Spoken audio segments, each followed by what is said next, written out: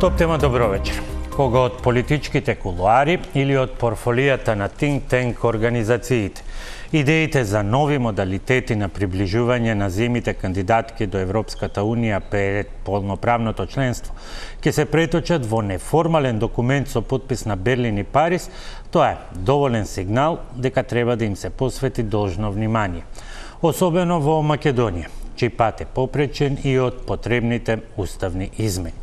Дали германско-францускиот предлог е нова можност за подинамичен процес на проширување на ЕУ или ќе биде нова чекална за Западниот Балкан? Која е цената за Македонија? Кои какви гаранции би дал од Брисел, а за што треба да се договориме дома? Тоа се дел од прашањата за вечерашнава дебата, во која мои гости се Славенка Петровска, пратеничка на СДСМ. Добро вечер. Добро вечер, благодарам на поканата. И Антонио Милошевски, пратеник на ВМРО ДПМН. Добро вечер и за вас. Благодарам за поканата. Темата на денот условно сепак доаѓа денеска од Министерството за правда. Седма поред работна средба на работната група за изборниот законник. Не би било толку значајна ако со своето работење или неработење министерот за правда не го донесеше овој закон буквално на ивица, уште 22 дена до продолжениот рок за донесување на измените на изборниот законник. Милошевски, кратко соопштение во кое нема многу детали, но вели Министерството за правда изборните реформи влегуваат во завршна фаза. Што би значило тоа, бидејќи Министерството и покрај оваа оценка не соопштува детали до каде, што е договорено, што би било преточено во некаков текст. Да. Добро, еден краток брифинг од работната група на тема изборен законник. Има добра атмосфера внатре за дискусија, релативно би рекол добра атмосфера. До сега сме успеале од прилика 25 препораки на ОПСЕ ОДИХР да ги преточиме во консензуален текст за нови норми во изборниот законник, вклучително и десетина препораки или сугестии кои што доаѓаат од ДКСК, АВМУ, Државниот завод за ревизија и некои препораки од самата Државна изборна комисија. Во следниве 2 недели од прилика би требало да имаме некој завршен текст до таму докаде што ќе стигнеме со консензус. Не верувам дека партиите ќе се договорат за се, но тоа што ќе биде договорен со консензус да биде предложено до собранието. Недостаток е, хендикеп е, морам да признам, тоа што СДСМ одлучија да не учествуваат, бидејќи не би знаеле тој нов предлог изборен законник на каква реакција ќе најде во собранието кога ќе влезе во собраниска процедура, дали СДСМ ќе абстинира, дали ќе го блокира, дали ќе го поддржи, но останувам да видиме каква ќе биде нивната поставеност по овој изборен законник. Ние како ВМРО ДПМН даваме аргументиран придонес изборниот законник да биде подобрен во насока да имаме поефикасни, потранспарентни избори и да излеземе во пресред да адресираме што повеќе препораки на ОПСЕ ОДИХР. Ако се обидувам да двојам, 25 препораки прифатени, тоа е добро. Има прашања за кои веројатно нема да има консензус.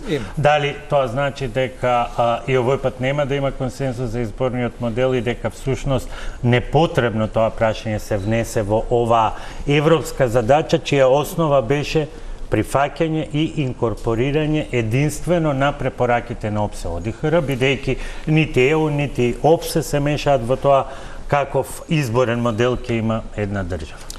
Се согласувам дека за тоа прашање најтешко ќе биде да се постигне консензус, но ние како представници на политички партии не можеме да одбегнеме дискусија која што друга политичка партија ќе отвори на самите работни групи. 3 партии понудија предлози за нов изборен модел. Едната политичка партија предложи 8 изборни единици. Јас ќе ги преведувам според јавно познатите ставови, тоа би требало да е вреди. Друга помала, да кажем, партија од тој блок, други две политички партии предложија една изборна единица, но со прилично различни изборни прагови. едниот повисок, другиот пренизок. Ние како ВМРО-ДПМН искажавме став дека сме за една изборна единица, но во секој случај би сакале тоа да биде прашање на консензус. Не би оделе да предложиме некоја норма која што потоа би била блокирана во самото собрание. Но за ова прашање се согласувам дека ќе биде прилично тешко сега да се постигне. Должам објаснување, бидејќи ги во прелетите ги измешав партиите. Автентичниот предлог 8 изборни единици е алијанса на Зијадин Села. Разликите кај другите партии од она што е јавно, веројатно се изборните прагови. И само, бидејќи рековте краток брифинг во однос на добрата атмосфера, дали добрата атмосфера би сгрешил ако ја преведам со сигурно и овој пат ќе се договорите за поинаква распределба на моделот државно финансирање на изборната кампања, кој како модел е негативно оценет како македонска измислица, ја нема некаде во ЕУ и против него беа и Државната комисија за спречување на корупција, и Државниот завод за ревизија и АВНО. По однос на ова прашање има две опции. Ако не се постигне договор за ремоделирање на овој предлог, тогаш останува да важи стариот. Ние како ВМРО-ДПМН се обидовме и дадовме еден предлог, не би го изложувал во целина, но тоа да биде едносразмерно, би рекол финансирање сразмерно на, еве да кажеме, тежината на секоја пратеничка група. Не беше прифатено од две партии, од другите во мнозинство беше прифатено, но сепак и без две партии не можете да стигнете до решение. Европските принципи не признаваат сразмерно, европските принципи признаваат еднакви шанси. Препораката е објективно, мерливо и еднаков пристап до средствата за изборно рекламирање. Дали има консензус дека моделот треба да остане, а да си ги поделите процентите, односно дали сите партии го занемаруваат фактот дека ова не е европско и ова не е модерно решение? Некои партии го занемаруваат. Не би сакал сега да истакнувам имење на партии за да не нарушам било каква дискреција која што имаме во разговорите, но во секој случај тешко ќе оди овој модел да се анулира одведнаш. Тоа е мојот впечаток. Па ова беше политички пазар, Заев, Мицковски. Значи сега, после сите негативни критики во изминатите изборни циклуси, треба да го надградиме. Мицковски, Касами и останатите. Кратко да кажам дека ВМРО-ДПМН и СДСМ, да бидеме поотворени, не се партиите кои што имаат проблем со преразгледувањето на овој модел. Има други политички субјекти кои што се позаинтересирани, а сепак не е потребен консензус. Петровска, и сето ова сега е веројатно ќе биде во последен момент трка да се донесе нешто, да се чекира барем една исполнета, уште една исполнета реформа од скромното портфолио на Министерството за правда од реформската агенда. Очигледно е дека според ова може да биде само сегментарно во однос на препораките на ОПСО ОДИХР-па. Прашањето е зошто се чекаше и грејс периодот уште една година, значи 2 години, па не се заврши навреме, но клучната дилема е ќе останете се уште надвор од процесот и ќе го доведете во прашање и усвојувањето и на она што може би се надзира како договор? Па, уште кога се поднесе според нас скандалозните измени на законот за влада, што беше причината за напуштање на работната група за изборниот законник, го соопштивме ставот. До овој момент остануваме на тој став дека делот кој се однесува на спроведување на изборите, апсолутно носител на тоа е изборниот законник, меѓутоа сепак не смее да бидат занемарени они останати закони. Дел од тие закони е измената и на законот за влада, која што власта за жалост успеа на начин без консензус, без договор, без заедно разбирање практично да го измени. Дали и понатаму ќе останеме надвор од работната група? Апсолутно да. И сметам дека ќе ги искористиме сите средства кои нас не стојат на располагање, вклучително и блокирање на овој закон, затоа што согласно чином беше 85 од деловникот на собранието не важат оние правила при донесувањето на изборниот законник и било кој пратеник или пратеничка група имаат право да направат добро познатиот филингбастери. Не ризикувате ли тогаш министерот за надворешни работи алармантно уште еднаш да излезе на пресконференција и да ве посочи како главни виновници, заборавајќи при тоа да сврати во канцеларијата на министерот за неговиот колега министер за правда и прво со него да поразговара што чекаше и зошто чекаше толку, па не поднесе 10 од 11 закони што требаше веќе да му бидат поминати во собрание? Па нема да ми изненади ако повторно за власта СДСМ се виновници заради тоа што го блокираме ние патот на европска интеграција и еве не дозволуваме дел од реформската агенда да биде остварена, но не е тоа вистината. Зошто? И дури не би ме чудело, искрена да бидам, ако изборниот законник дојде во собранието со европско знаменце. Во тој случај мислам дека нема да важи чинот 85. Може да дојде реално, така, а бидејќи и на тој начин да се избегне. Е дел од агендата. Да се избегне, да, но не заради тоа што ако ги следат изјавите собствени кои ги даваа во минатото, кога не обвинуваа за злоупотреба на европското знаменце, тогаш сите знаеме дека европско знаменце се става само кога се и согласува со определено законодавство, а не иако само е дел од реформската агенда. Но не и се. Ние најмалку сме виновни за застојот во евроинтеграцијскиот процес на оваа држава. Веројатно виновниците седат во владата за тоа и во парламентарното мнозинство и нема да е само изборниот законник. Еве во петокот мислам дека покрај десетината закони кои ги добивме доцна попладнето, односно вечерта ќе кажам, стигна и измена на законот за судскиот совет. Тоа е на истиот закон кој е дел од реформската агенда, кој беше донесен, ако не се лажам, во декември 25 година, пред 6 месеци, а еве после 6 месеци овој пат е предложен од група пратеници во скратена постапка се менува законот за јавно обвинителство, на кој имавме суштински амандмани кои не ни беа прифатени сите, се разбира, беа дел неколку прифатени, се повлече во петокот, исто така со известување од пратениците. Мораме да додадеме само дека во однос на законот за судски совет има забелешки и тој не е прифатен од страна на Европската комисија како исполнет. Ќе видиме какви ќе бидат останатите закони, бидејќи кај голем дел се случи со еден текст да одат на усогласување во Брисел и пред Венецијанската комисија, а по пат до собрание да се менуваат со сосема други. Но имам за вас едно друго прашање. Што толку се налутивте за таа техничка влада? Прво, останува за следните избори. Втора, има многу помодерни и различни алатки низ европските демократии во однос на контрола на извршната власт. Еден феноменален систем на контрола на многу детален, на контрола на трошењето на изборните пари до пресметка на димензии, на плакати во една Франција. Управување на партиските сметки од надворешни и независни ревизори, исто така француски пример.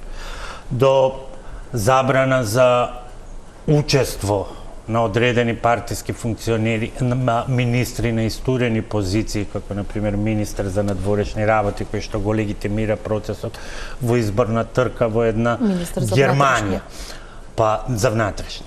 Па до контрола на трезорот 6 месеци пред избори во една Велика Британија, каде не може министерот за финанси преведено на македонска територија да реши кому ќе исплати, кому нема да исплати, туку се има чиновник кој што средствата од буџетот ги пласира онака како што е ред.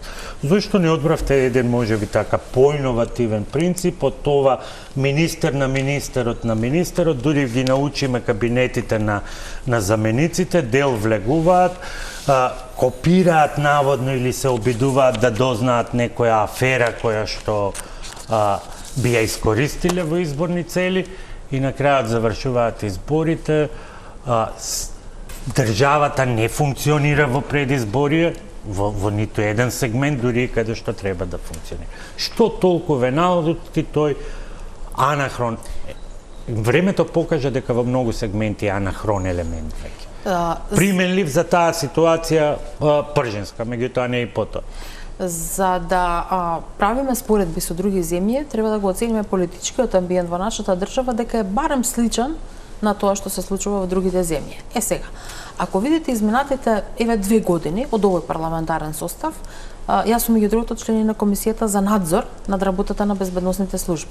Сега, ако видите колку пати тропнавме на тие врати во обид да направиме надзор, а колку пати ни беа давани изговори, ако се сеќавате лани кога беше обелоденет наводен скандал со незаконско следење и така натаму, отидовме и се вративме назад со изговорот дека, односно не беше даден изговорот дека тука обвинителството работи.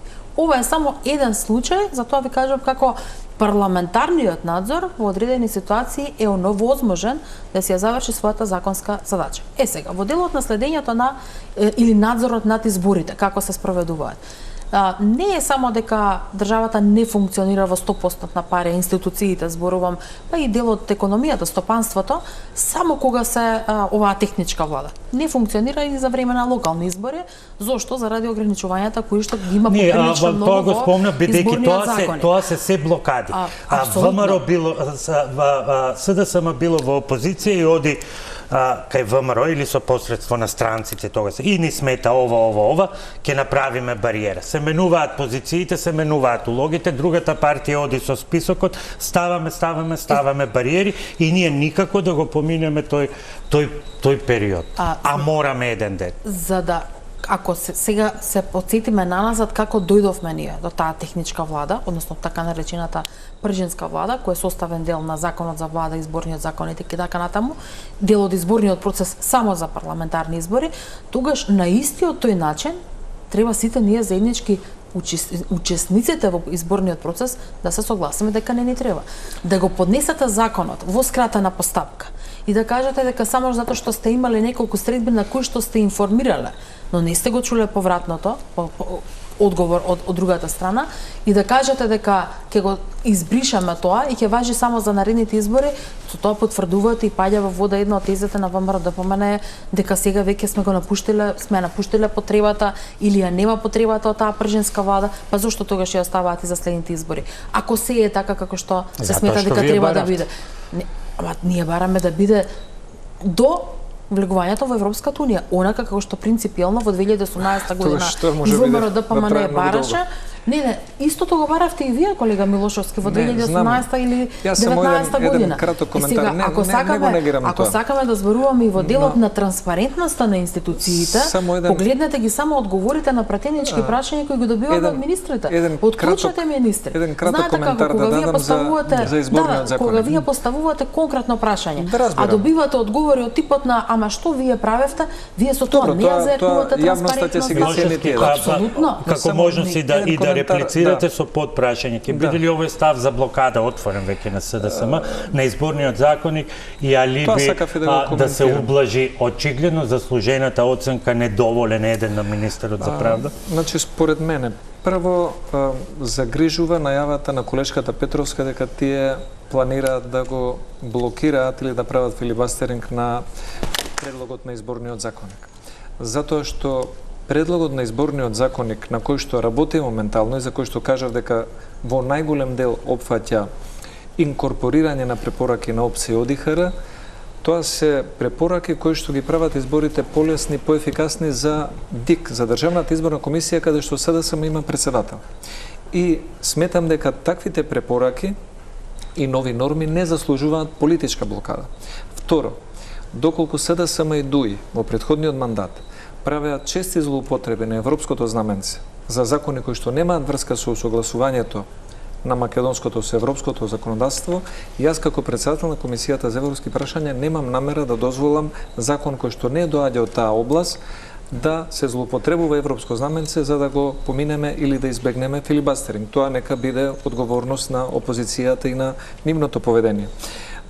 И третата работа што сакав да ја споменам.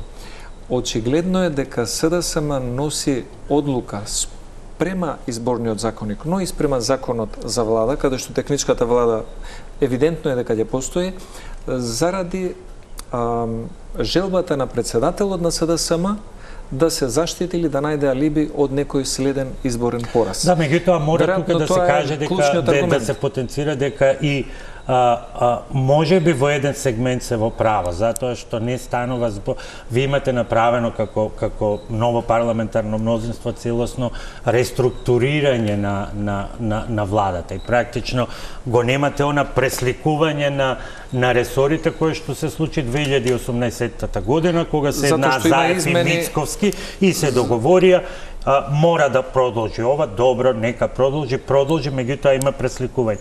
Сега со промената на ресорите и реално со некои инструменти кои што се додадени, реално малку се менува, тој модел на техничка влада. Но самата техничка влада, да бидеме реални, сме разговарали со колеги пратеници од СДСМ, се разговарало и на лидерско ниво, во последните години сите оценуваат како неефикасна, бесполезна, скап инструмент кој што ги кочи процесите, не дава продуктивност за она за што бил наменет. И затоа сметам дека незиното укинување во иднина, значи следните избори ќе постои, не е ништо драматично, не е доволен или објективен изговор за председателот на СДСМ да каже вие сте режим, автократски одлучивте да смените закон со кој што мене ми е потребен. Мислам дека само негов политички или персонален изговор за да може таа разнишана позиција што има на чело на СДСМ некако да ја задржи и после следните избори. Ако се функционира во државата така како што тврдите и оваа техничка влада е навистина одвишок по сите параметри, анализи направени така натаму, и тоа нема да влие на изборниот резултат во следната година предвремени или редовните, не знаеме како ќе биде, збориме за парламентарни избори, зошто тогаш има техничка влада, зошто тогаш таа би била тогаш изговор за евентуален пораз или неуспех на актуелниот председател на СДСМ, не разбирам. Ако веќе имаме и на следните избори техничка влада за следни избори оставивме се со цел да се ослабе изговорот на председателот на СДСМ, за да не биде. Значи нема да има изговор. Но ние не велиме за следните избори. Принципијално. Не знам дали ќе нема изговор, но очигледно е дека тој се бори вие подобро знаете, јас тука сум аутсайдер, вие сте внатре во самото, да речем, раководство или кругот на СДСМ, се гледа дека тој се бори за својата лидерска позиција. И сега во овие условно кажано неизборни периоди, веројатно после следните избори, кога тие да се одржат, таа борба ќе биде и по-жестока. И јас, мојата политичка проценка е дека Филип ќе се повлекува од изборниот законник од работната група само заради својата лична кариера. Инаку, со учеството во работната група, СДСМ кои да ги имаат предлози, ќе можеат да ги стават на маса, да ги одредени да ги промовираат, некои да ги спречат или на какови начин да одлучат да действуваат, па дури и на крајот да отстапевте заради условно кажано прифаќање или неприфаќање на одреден ваш став, ќе беше полегитимно отколку вака другите партии разговараат. Вие како сериозна партија не сте на масата на која што се води разговорот. Слично беше и на лидерската средба во клубот на пратеници кога абстинираше лидерот на СДСМ и мислам дека тоа не е добро ни за вашата партија. Јас не сум тука да ги кажувам добрите препораки за опозицијата, но во секој случај на секоја власт треба по-сериозна, поздрава опозиција за да може и во наша полза да биде тоа. Од учеството наше или неучеството во изборниот законник апсолутно е рефлект или одговор на тоа како се однесуваше ВМРО ДПМН на изминатите 2 години од позиција на власт. Само за да не има на масата, за да може вие да кажете дека еве во една конструктивна атмосфера разговараме, не е доволно. Намерно го спомнав денеска и примерот на почетокот за законот за судски совет.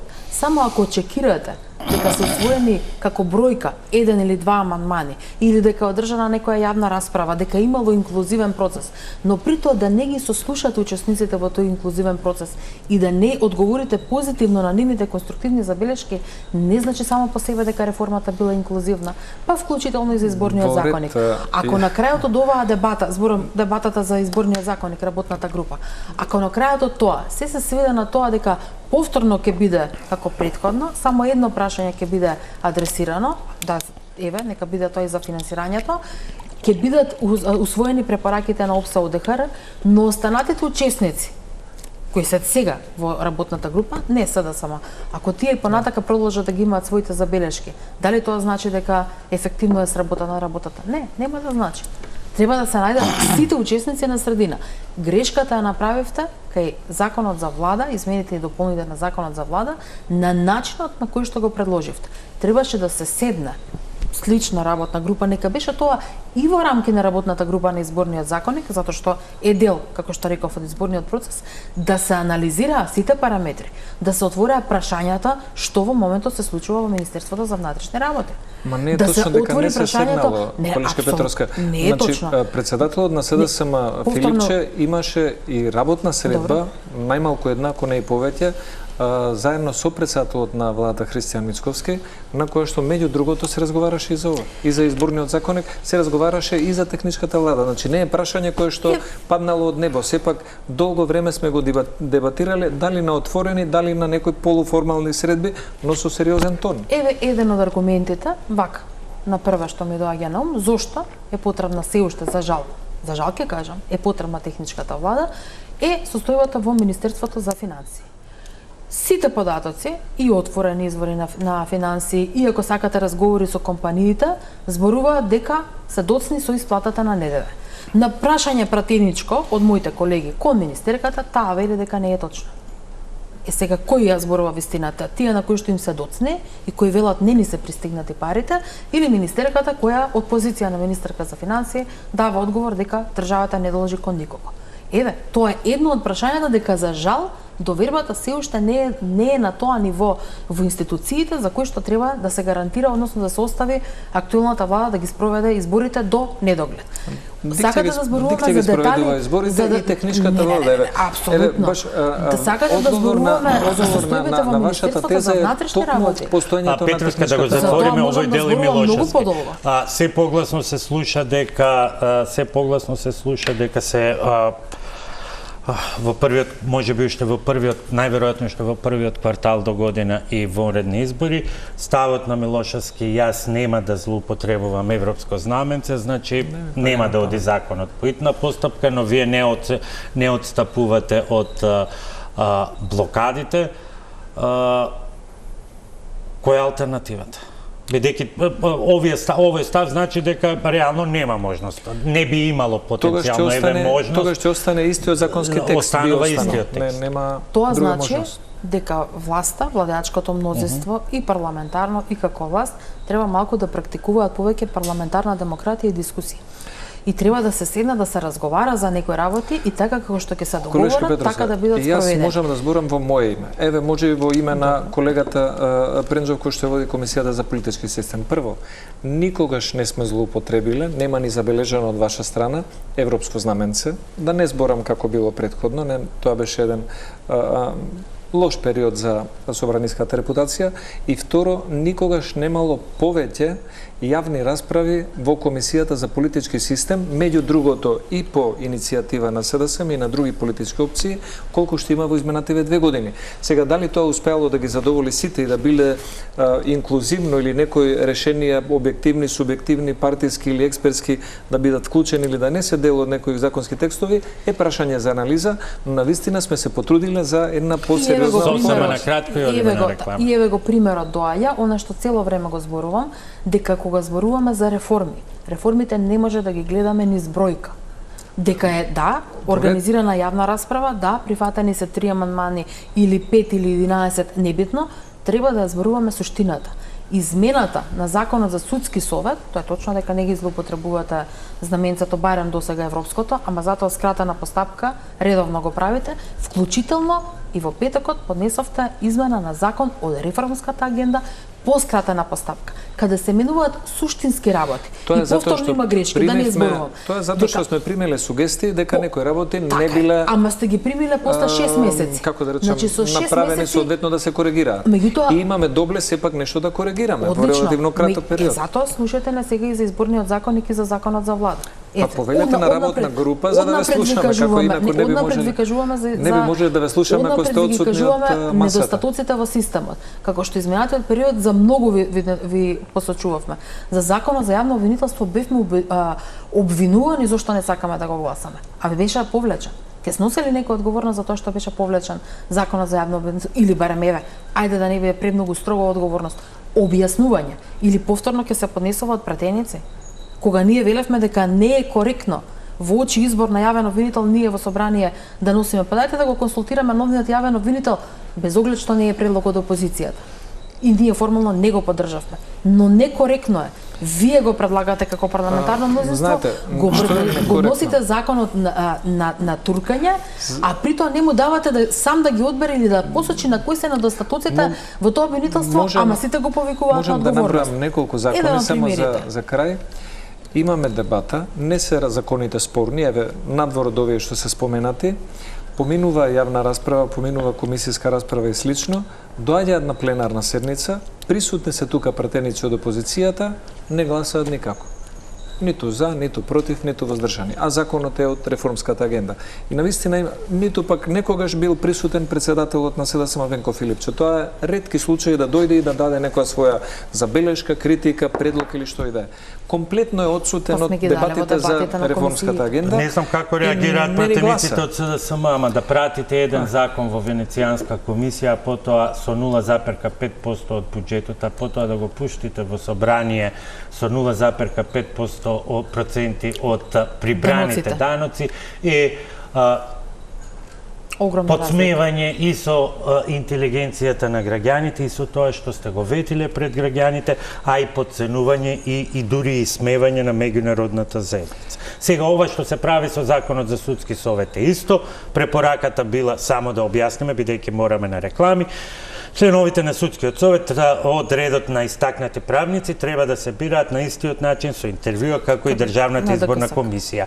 Тој предлог не е во законот, Брисел вика не важи и сега, бидејќи нема време, а министерот сака барем втор плюс да има, го пушта преку пратеници, бидејќи така полесно ќе се усвои. Тоа е тактиката.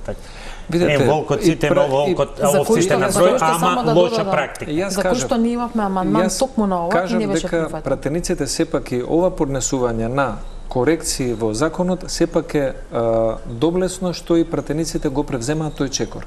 И пратениците се за тоа, некогаш и да служат навремено како таков коректив. Ние се обидуваме толку колку што можеме. Кога ќе кажат нешто против министерот, како што вие во една друга емисија рековте, па ќе има соопштенија, тоа ќе го прават. Реклами, па одиме со втората тема.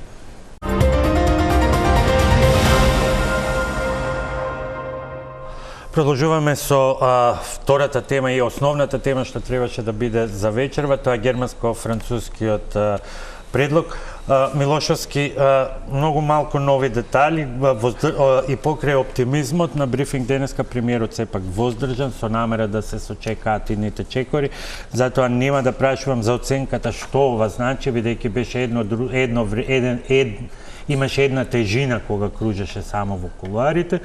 Сега е сосема друга тежината, гледаме, почувствувавме и самите како францускиот нон-пейпер во поглед на методологијата, не на преговарачката рамка се одразува на Западниот Балкан. Кои се предностите на евентуален такви нови модели со сите детали кои што се сега само нефрлани, наспроти сегашната методологија која што реално и не можеме да ја видиме во пракса, бидејќи геополитиката наметна нејзино забрзување или целосно извитоперување кога се во прашање Украина и Молдавија. Слава Украини, но тоа што се случува на планот на преговарање нема врска ниту со критериумите, ниту со новата методологија и можеби тоа секој мора да го каже јасно. Се согласувам во едно, предлогот на Франција и Германија немаше да го види светлото на денот доколку не се случеше руската војна агресија против Украина. Затоа овој предлог пред се во центарот на вниманието ги има геополитичките случувања и безбедносните импликации од војната на Русија против Украина. Од друга страна, мислам дека имаше знаци на патот и до овој момент кои што некои политички партии или политичари не сакаат да ги прочитаат. Дека апетитот за нови полноправни членки или она класично проширување во ЕУ подолги години наназад е изгубен. Ќе ве потсетам, ноември 2019 година имаше понуда од францускиот председател Макрон, истиот кој што ја врши таа функција и денес, до председателот тогашен Пендаровски, дали сте размислувале за вклучување во Европската економска зона. ние може да кажеме дека денешниот предлог е една подетална разработка на алтернативно приближување, ајде да кажем постепено интегрирање во заедничкиот европски пазар и во други сектори и блокови, поголем број, но сепак тоа прашање и таа понуда од ноември 2019 година не била дадена без некоја смисла и без некоја позадина.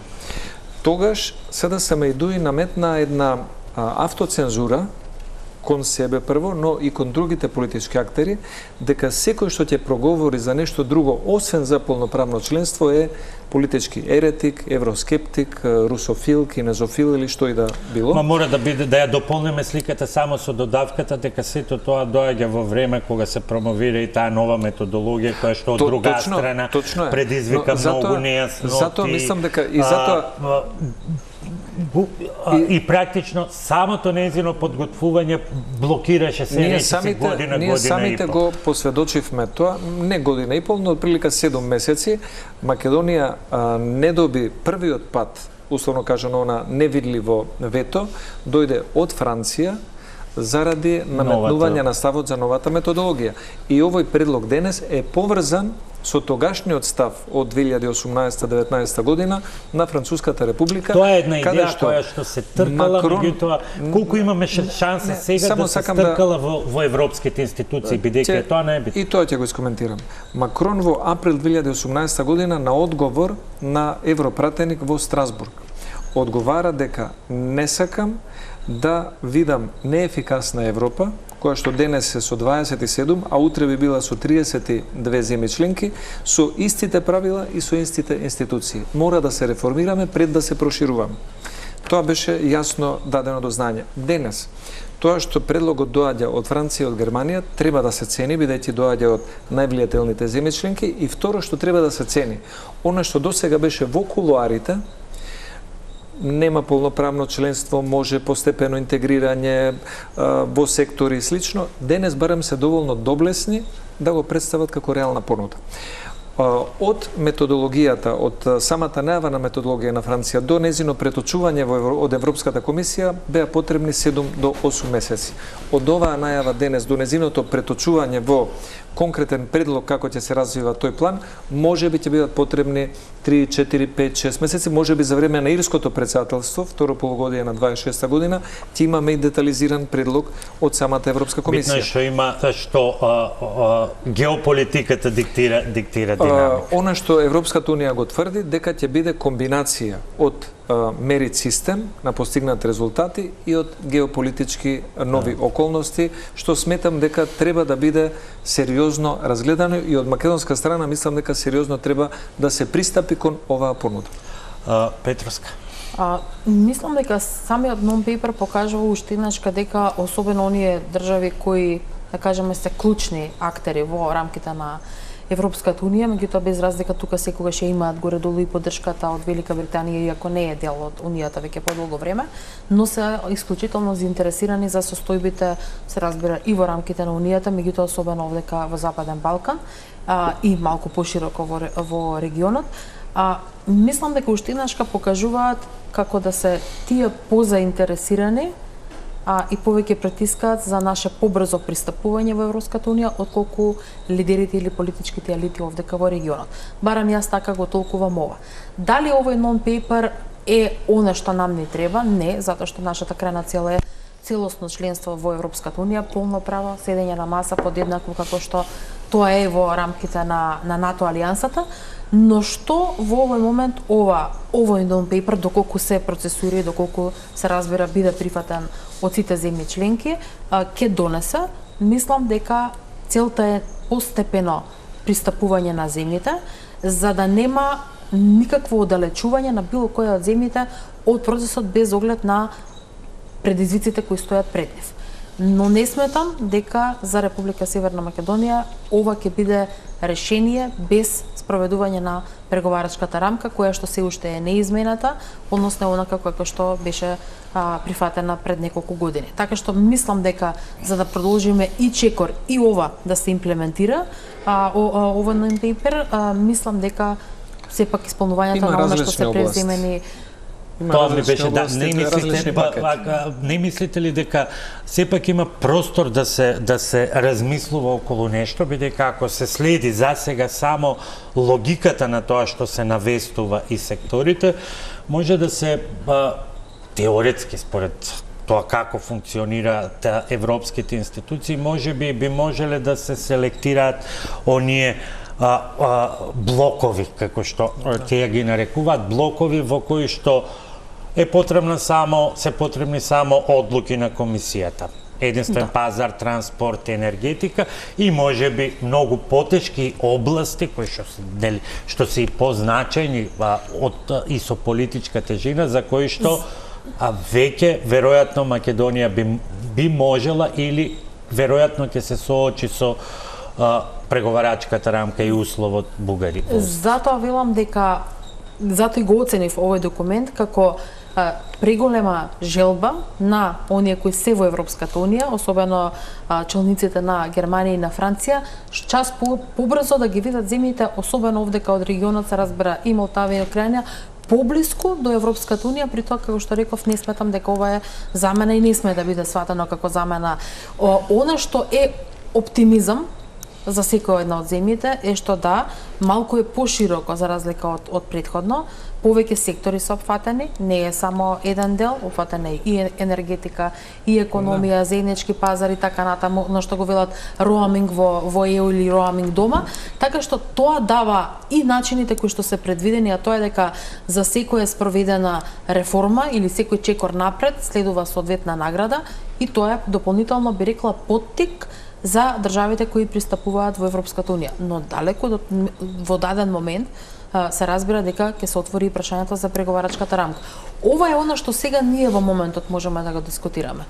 Но да не забораваме дека овој документ треба да се официјализира и тој треба да помине во институциите на Европската унија и дали ќе биде за нас сега би било идеално од оваа овој ќорцок во кој што се наоѓаме на попрашањето на европска интеграција, ако вака како што да бидеме искрени, логиката е дека и ќе има и премногу противници на овој сега напредок на Унгарија и Молдавија, така да заради на Унгарија и Молдавија, па така заради баланс ќе мора да се дава оваа противтежа со западниот Она што ни беше кажано од една представница на една земја членка која што е прилично пријателски настроена кон регионот и по однос на проширувањето и за Македонија, и за Албанија, и за Србија, Црна Гора, Косово, Босна и Херцеговина и слично.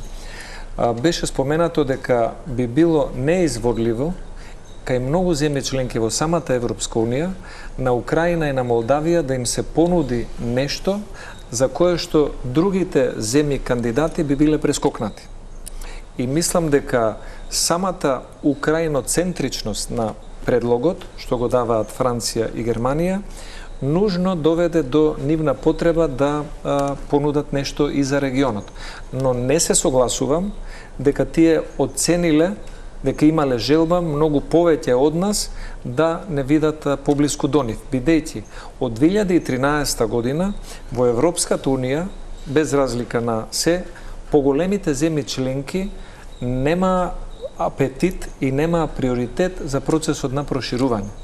Темата беше оставена на статус кво.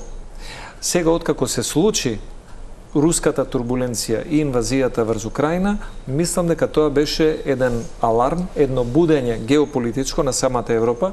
Не би го занемарил тука и односот на новата администрација во Вашингтон како дополнителен фактор и тие гледаат дека имаат потреба Европа да стане повлијателна таму каде што природно би требало да е. И ова е понуда да бидеме заедно во истиот тим, но некои ќе бидат на играчи на терен, а други ќе бидат на резервна клупа, додека не им дојде времето да истрчаат на тој терен. Ова е таа постепена интеграција. Реалниот е, споменавме дека можни се варијанти, тие зависи како ќе се наместат тие блокови. До кој момент или до кој степен може Македонија да разгледува потенцијални сценарија околу достапноста на тие блокови и на кој, а во кој момент сепак ќе се соочи со тврстиот став на Софија, преговарачка рамка, па се понатаму, односно глас во во Советот каде што овие работи мора да помне? Не би можел да предвидам, бидејќи го немаме овој документ преточен во методологија на Европската комисија. Еве, например, она што беше од медиумите изложено е дека треба да ги имате отворено преговорите, поглавијата, за да учествувате на работните состаноци или барем да имате збор по однос на надворешно политичките и одбранбени прашања поврзани со ЕУ. Македонија ги нема отпочнато преговорите. Има земји во регионот кои што ги имаат отпочнато преговорите, но разликата помеѓу нас и некои од тие земји е што Македонија има 100% усогласеност со европската надворешна безбедносна политика, некои од тие земји немаат. И затоа мислам дека ќе треба тука и самите членки НЕУ, особено тие кои што имаат поголем интерес за регионот, зборам Вишеградската група, Хрватска, Словенија, Италија, Германија и други, Австрија, да успеат да што е можно повеќе пакети или блокови на преговори и одредени стандарди да ги направат порационални, да бидат повеќе според мерливоста на заслугите. Затоа што ако и во таквите блокови се вклучат билатералните проблеми кои што немаат врска со енергетика, образование, надворешна политика, одбрана, инфраструктура или коридори, тогаш ова ќе стане некорисен проект. Добро, што е прашање на комисијата, може би и не, ако се префрли во Советот, тогаш никој не знае. Ако е така, Петровска, што е она за што ако може, а во моментот се чини дека е невозможно, треба практично некаде да се затворите, кога белам да се затворите, партиските водства, да ги помирите разликите, сето она што било кажано, намерно или случајно, и едноставно да се подготви тој македонски предлог со кој што ќе се пресретне Брисел. Не знам дали тоа ќе биде. Ова е нашиот, еве да речам, акцијски план за малцински права, па ќе го усвоиме пред собрание, па сите заедно ќе се потпишеме дека или ќе изгласаме дека нема да прифатиме ништо друго што е надвор од тоа, или не знам било која варијанта, но очигледно треба да се вратиме со оваа шанса колку има можност да ја искористиме и да како политичари сватите дека сите треба веројатно да направат чекор напред и конечно да се изроди тој наш предлог. Вие разбирам идејата или пораката за затварање, меѓутоа пред да се затвориме, еве ќе речам, нели како представници на политички партии или представниците на политичките партии. Кажа бидејќи секој веројатно ќе треба нешто да подголтне, да не рачуна што тоа ќе му значи пред гласачкото тело. Само сакав да дополнам, ако зборуваме за седнување за ова, за кое што го зборите, а тоа мислам дека треба да биде во моментов државен приоритет број 1, тука се сложувам. Ако зборуваме за она што пред малку го коментиравме со колегата Милошевски, за што е содржината на Лон Пейперот и за кои се придобивките за нашата земја во оваа состојба. Па ве слушав, немате многу разлики во толкувањата, ако е така, тогаш треба да се седне, само сакав да додадам, соетите надвор треба да бидат оставени и тоа веројатно ќе треба ама кога ќе на затворат да не остават со соетите внатре, туку соетите да бидат оставени надвор. Зошто? Затоа што треба да, освен тоа што апсолутно ќе го разгледаме во детали ова што се предлага, и како што реков јас пак стојам повторно на тоа и можам да го елаборирам зошто сметам дека земјите од членки на Европската унија повеќе сакаат што побрзо да влеземе. Да, апсолутно не е напуштена идејата, но кога ќе видите, пред малку зборувавме за начинот на кој што ги или не ги спроведуваме реформите. На тоа го темела моето тврдење дека повеќе некогаш земјите сакаат. Кога вие забавувате со реформите кои ви се дадени, кога забавувате со исполнување домашните задачи, а Европската унија или одредени земји се предвесници на вакви документи, тогаш тоа значи дека тие ве притискаат. Но не и се, да го дадам одговорот. Во поглед на пристапувањето кон Европската унија, Социјалдемократскиот сојуз на Македонија мислам дека има најјасна позиција. И мислам дека тоа, ајде да не речам секој ден, меѓутоа секој втор ден се соопштува. Дали било од представници на партијата или на пресконференција, но мислам дека дури се претерува од тој дел. Сега тоа е веројатно одлука на раководството, но не и се. Но што е потребно? Да не отидеме само со добра волја на таква една средба. Сега ние веќе почнавме и да ја договараме, но она што е особено важно е власта да каже до каде сме.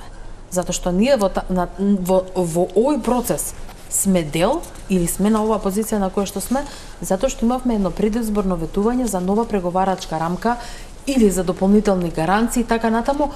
Јас ова многу пати сум го кажала, еве како пратеник во собранието, еден од 120 кои што здравје треба да гласа, нели, за напредок напред, јас апсолутно немам проблем. Зборам како Славјанка Петровска, граѓани на оваа држава, да поддржам предлог. Не, јас кога ве значи прашав, ќе го откочување на прашам овој истото процес. и Милошовски, бидејќи и немаме уште многу време, кога ве прашав, мислев токму на тоа, да не биде секој денеска дајте изгласајте го само уставот, бидејќи е само тоа, бидејќи веројатно кога се градела таквата позиција, ова било се уште во тефтерите на think tank организација, а истото веројатно ќе биде предизвики за премиерот и за неговото цврсто не под овие Јас тоа сакам да тука не се согласувам. Само една реплика на Боби ако може. Да. Не се согласувам. Кога се градела оваа позиција дека еден ден ќе дојде ваков предлог за постепена интеграција. Оваа позиција се градела во моментот кога Бујар Османи бил министер за надворешни работи, Никола Димитров, Зоран Заев премиер, Димитар Ковачевски премиер. И јас сум можел да не знам, сте можели вие, но тие ги имале сите информации, па дури од јавно достапни ресурси, доволно е човек да ги прочита говорите на Олаф Шолц, на Макрон и на други, да се забележи дека превзеле обврски овие 4 политичари кои што одат преку капацитетот кој што во моментот го имале.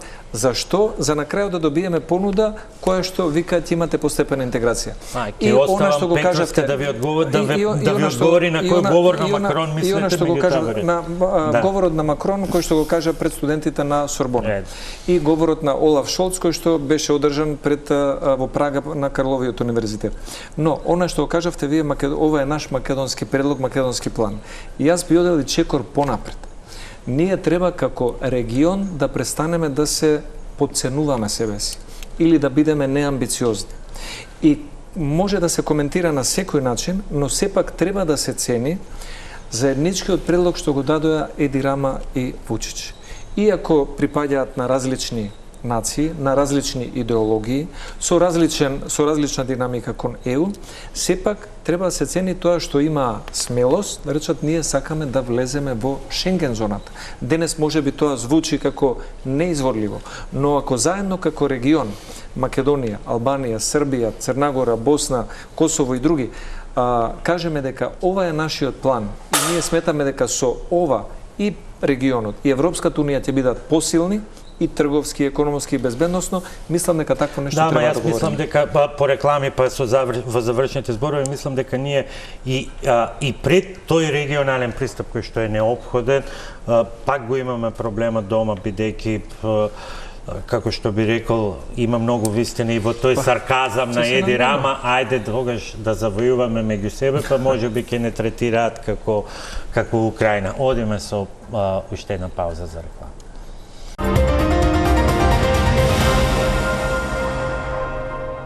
И еве во завршница да го прецизирам прашањето што треба практично. Мислам, знаеме што треба, но може би еве како прво да се договориме самите себе си дома, не само околу овие крупни политички дилеми. Услов од Бугарија, ќе бараме ли, каков вид на гаранции, од кого ќе бараме такви гаранции, туку се во пакет, вклучително и интерпретациите на тоа што значи една обврска од реформска агенда, особено ако таа е представена како инструмент да ја донесеме Европа дома. Еве би почнал Милошовски од вас во однос на ова. Еве слушаме, најавено е дека претседателката ќе оди во среда во Софија. Има дилеми колку тоа ќе заврши само на протокол, но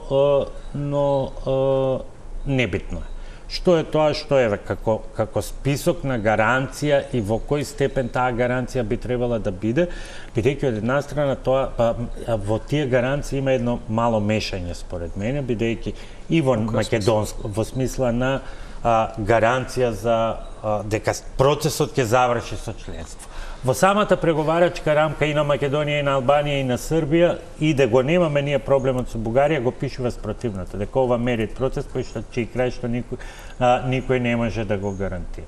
И има уште една мистика дека кога ако Албанија биде пред нас, дека таа ќе почне да ни поставува услови. Очигледно малкумина забележале дека во новите преговарачки рамки има стриктна одредба со која земјите новите земји членки се обврзуваат дека нема да ги користат билатералните прашања за вето, значи нешто научила е. Но да скратиме, бидејќи тоа се сосема нови теми. Тоа што нешто научила ЕУ или земјите членки на ЕУ е добро и за земјите кои што би биле нови земји членки, но добро е и за земјите кои што се во моментов членки на ЕУ. Другата работа што сакам да споменам. Никој не бара гаранција дека ние нема да имаме блокади или забелешки или критики за земјоделство, за правосудство, за образование, за инфраструктура, за животна средина или за што и да е друго. Но навистина е анахроно вие да кажете дека Шведска не смее да влезе во ЕУ затоа што јазикот е сличен на данскиот и дека треба да признаат дека потекнува од тој јазик. Или кој да е друга, да карикирам сега некоја слична анахрона ситуација.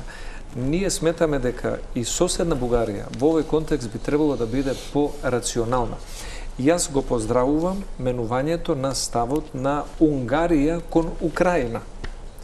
Сегашната унгарска влада вика отворете ги преговорите, ние сме за, но во текот на преговорите... Сега Унгарија се повлече, Бугарија се јавува. Разбирам, но сакам да кажам друго. Да, сега Бугарија бара некој малцински речник по однос на Молдавија и на Украина. Но сакам да кажам друго, дека земјите кои што се членки на ЕУ треба да гледаат 5, 10, 15 години подалеку од тоа што е визија на билатерално ниво.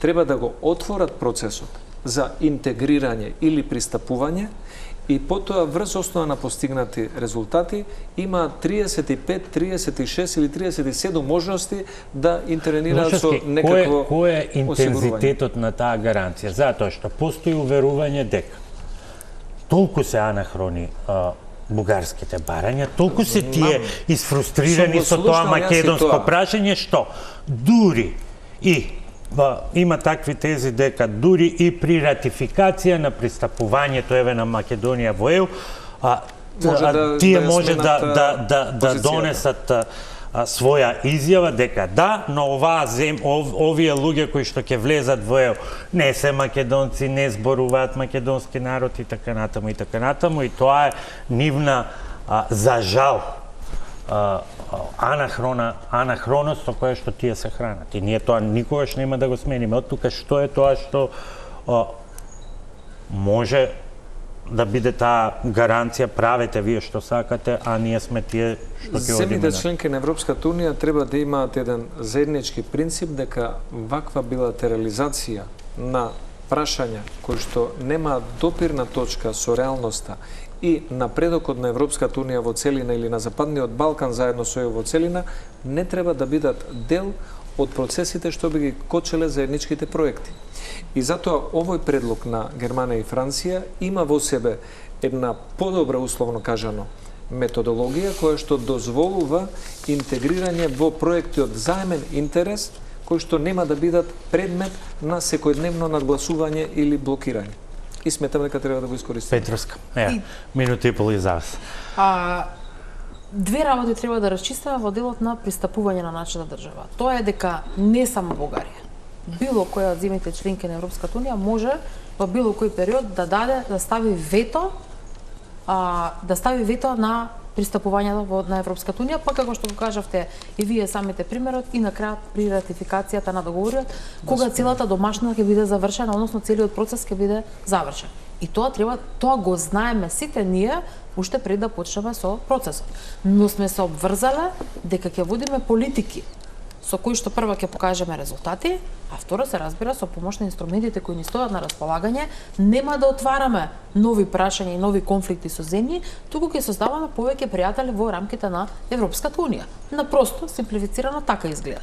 Сега, што е решението за овај ќорсокок? Јас го нарекувам ќорсокок. Верувајте, заради тоа што тапкаме во место, покажуваме некакви резултати. И јас ги поздравувам секој еден исчекор кој ќе биде направен на процесот на европската интеграција, но јас не можам да речам дека ниедна од земјите членки кои сега се во моментов, еве ги земам Бугарија и Грција како најблиски соседи, ниту било која останата ни попречи да ги искористиме сите 134 милиони евра кои ни беа доделени. На чија таа грешка резултата на институциите во нашата држава. Она што јас очекувам, повторно ќе кажам, како пратеник од опозиција, како човек кој безрезервно со сите мани предизвици како сакате ја поддржува европската интеграција на оваа држава, јас очекувам власта да даде предлог во кој ќе каже дека сето она што и колегата Милошевски го зборуваше, Буер погрешил и така натаму, е коригирано или ние даваме нешто подобро, еве го предлогот, поддржате го. Затоа што механизмите, па и за лобирање, па и за договарање во рамки на Европската унија стојат кај власта. На крајот на грижата да не видиме дека скоро повеќето од мнозинството од институциите на Европска унија се од сестрински партии на ВМРО ДПМН, односно се дел од семејството на... Сите морат да го искористат тоа. Апсолутно, но ако има било каков проблем кај партиите кои што со левицата, односно припаѓаат на нашето семејство, апсолутно дека ние сме тука да помогнеме. Но истовремено, многу е некоректно кога, пак ќе кажам, не за колешката Петровска, кога лидерот на опозицијата ги девалвира непотребно, по 2 пати дневно, позициите на државата визави анахронија билатерален Ако направам споредба за пресовите што ги имавте вие во периодот кога се преговараше и се обидуваше да се изнајде решение со Бугарија и со тезите кои ги пласиравте за велепредавство, за продажба и така натаму, и за она што денеска го живееме. Тоа го имавте таа теза вие кога пристапувавме кон НАТО. Па гледате денеска влакно не ни фали државата. Ајде тогаш да се држиме, да се за жал заради овој ќорсокак бројот на граѓани кои бугарски пасоши е се поголем и поголем. За добрососедство со Бугарија. Тоа треба да ни биде на нас, колега Милошевски, предизвик. Договорот за добрососедство со Бугарија, ви кажавме уште самиот момент кога го склучувавте, дека ќе предизвика повеќе проблеми отколку решенија. И се покажа како заедно да коригираме. Како што вие велите дека сте покажале добра волја со законот за судски совет, еве сме, но предлогот треба да дојде од вас. Ние сме подготвени. Ви благодарам што вечерва бевте мои гости. Вам почитувани, ви благодарам за вниманието. Тука е крајот на вечерашната топ тема. Останете со програмите на Телма.